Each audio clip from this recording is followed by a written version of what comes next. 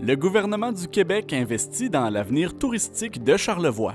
Près de 2,4 millions de dollars seront octroyés à la région dans le cadre de divers projets visant à renforcer l'offre touristique et à stimuler l'économie locale. L'annonce a été faite par la députée de Charlevoix-Côte-de-Beaupré, Mme Karianne Bourassa, au nom de la ministre du Tourisme du Québec, Mme Caroline Proulx. On annonce 2,4 millions de dollars pour contribuer au développement de plusieurs projets touristiques dans la région.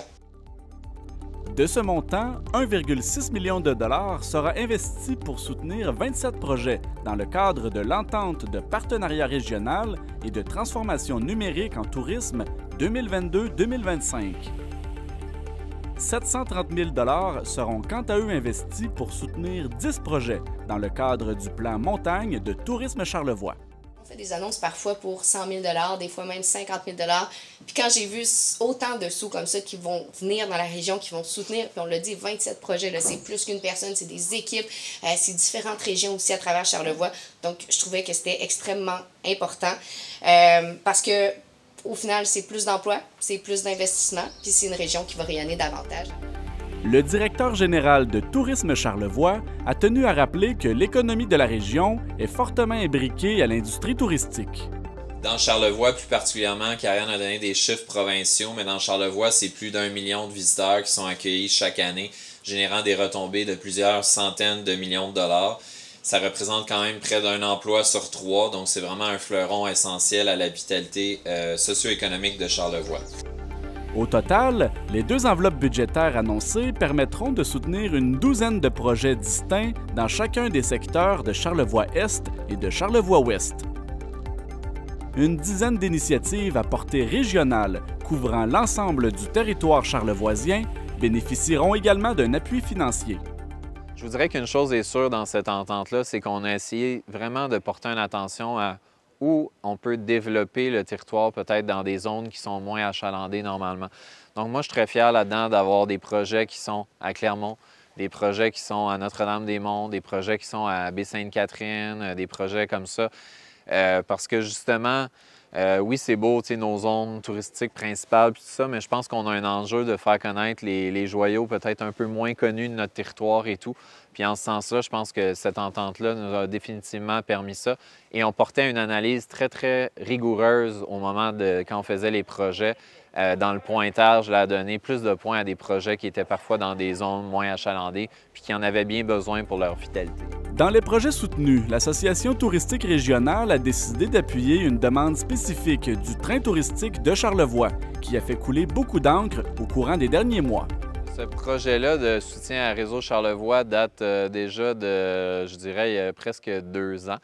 En fait, c'était au moment où il y avait eu l'achat du 4e train, mais aussi qu'on voulait créer plus de navettes intra-Charlevoix.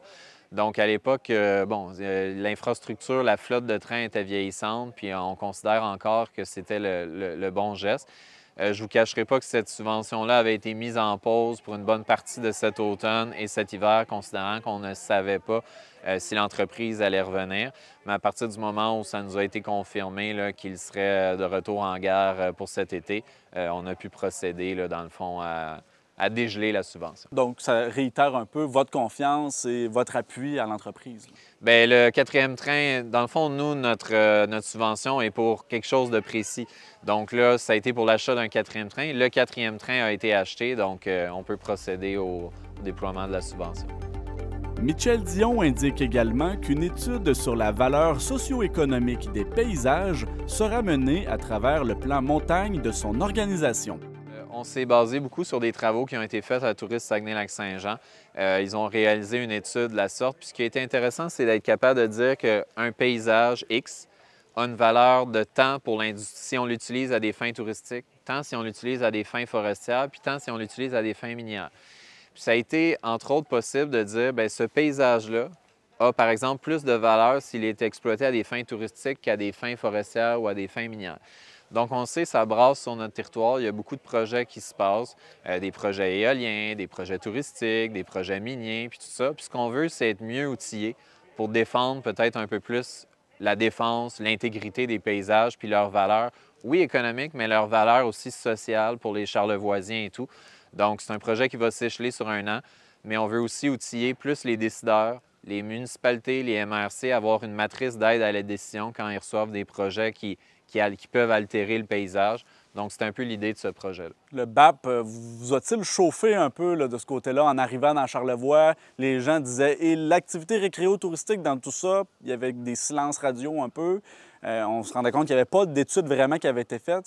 Vous avez pris la balle au bon?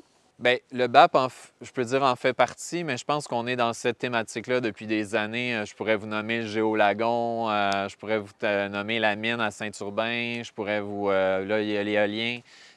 Bon, il y a toutes sortes de projets comme ça. Fait qu'on est appelé comme joueur touristique dans une industrie où on est quand même un moteur économique régional à jouer de plus en plus un rôle de consultation, de défense ou de lobby ou quoi que ce soit.